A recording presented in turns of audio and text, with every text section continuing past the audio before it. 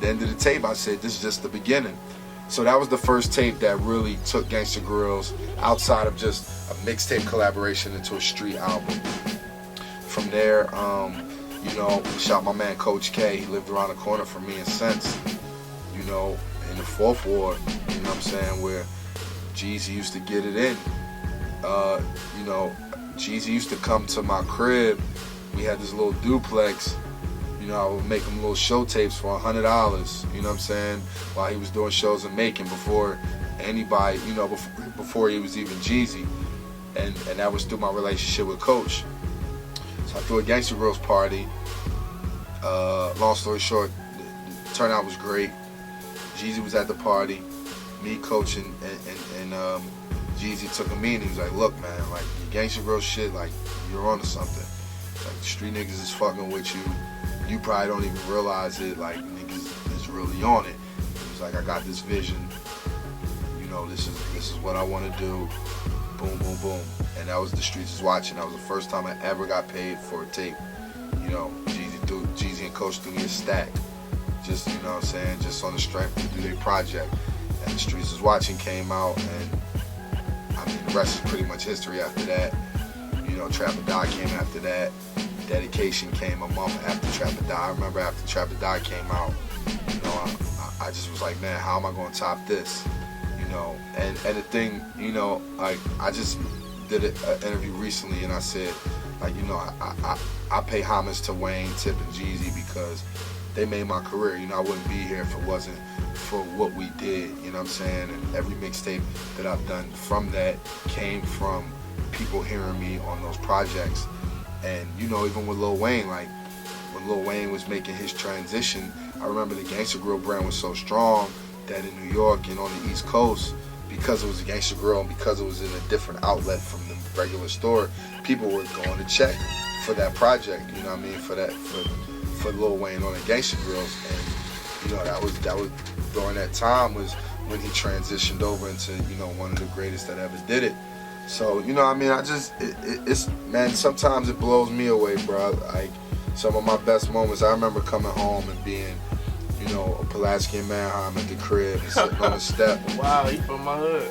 And hearing, like, somebody drive by, play Dedication 2. And just to think of how far, like, sitting at that step smoking beaties with my niggas, you know, just ciphering and doing what we doing to where it brought me. So, you know, it's a crazy story.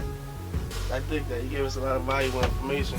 You also gave mention to how hard you had to hustle, like pounding the streets to get your work out. Mm-hmm. Nowadays, hip-hop is so digital.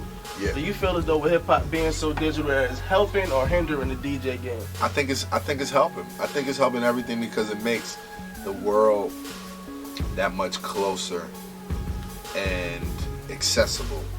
I mean, you know, we could argue for the last 20 years that, oh, it's too much extra garbage in hip-hop and, you know, it's too easy for X, Y, and Z to get on. And, you know what I mean, look at what we're dealing with here. I mean, we're dealing with, like, one of the biggest phenoms in the world. Like, hip-hop culture is probably the biggest export out of this country. You know what I'm saying? Like, Jay-Z, the night before the election, was on stage with Barack Obama. You know what I'm saying? So, and I only say that to say that, you know, with the internet and accessibility, it's easier for somebody from wherever to hear somebody in Philly than it would have ever have been, you know what I'm saying? Or, you know, just the accessibility I have, that if I want to just drop a tape, I can go to my YouTube right now and, you know, blam it out or on Twitter or whatever, and, you know, it just creates different avenues. I mean, you know, it used to be a point in the game where it was all about how many spins you got, you know what I'm saying?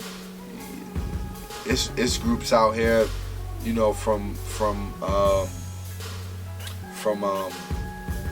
what's my man name, from Tyler the Creator and Odd Future. They don't give a fuck about no spins. No.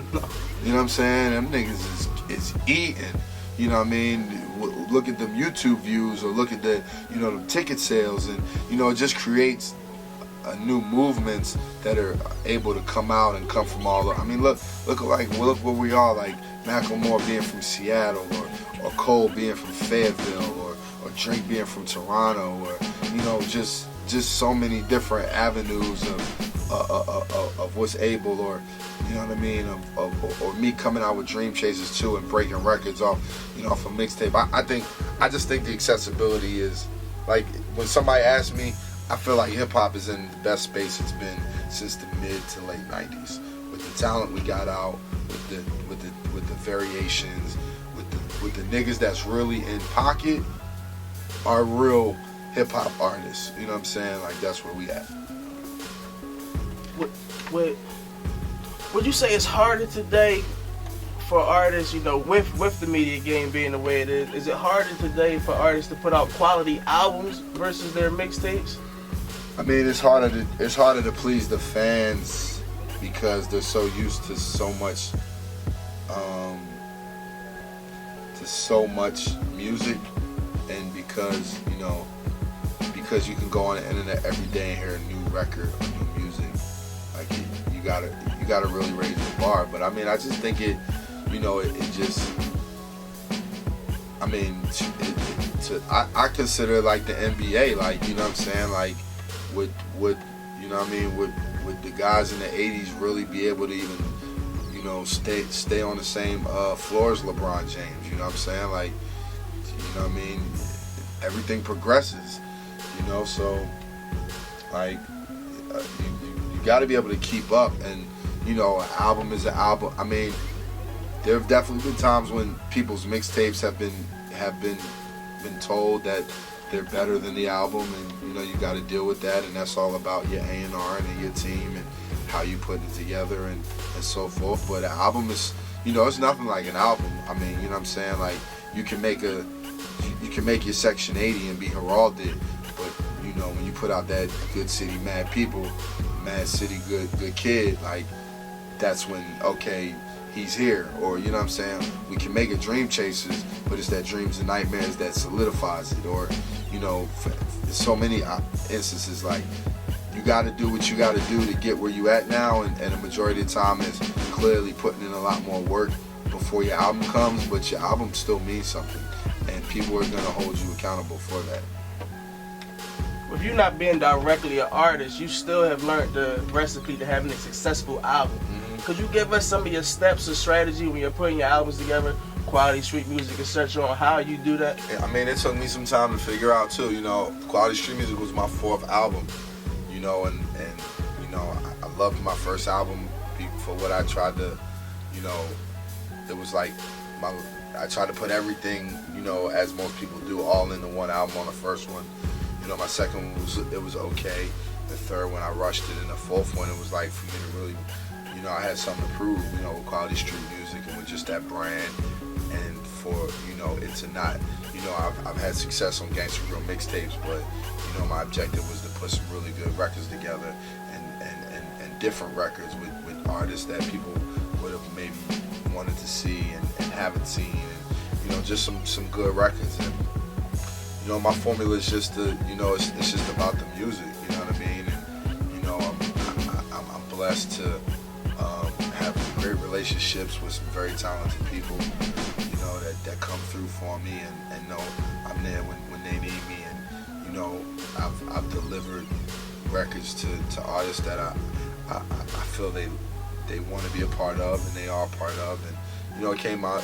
I wanted to make a cohesive project with Quality Street Music. Like, that was my goal more than anything, from beginning to end. Just feel just like that, like Quality Street Music. Shout my hip hop since 1987, niggas. Hip hop since 1987.com.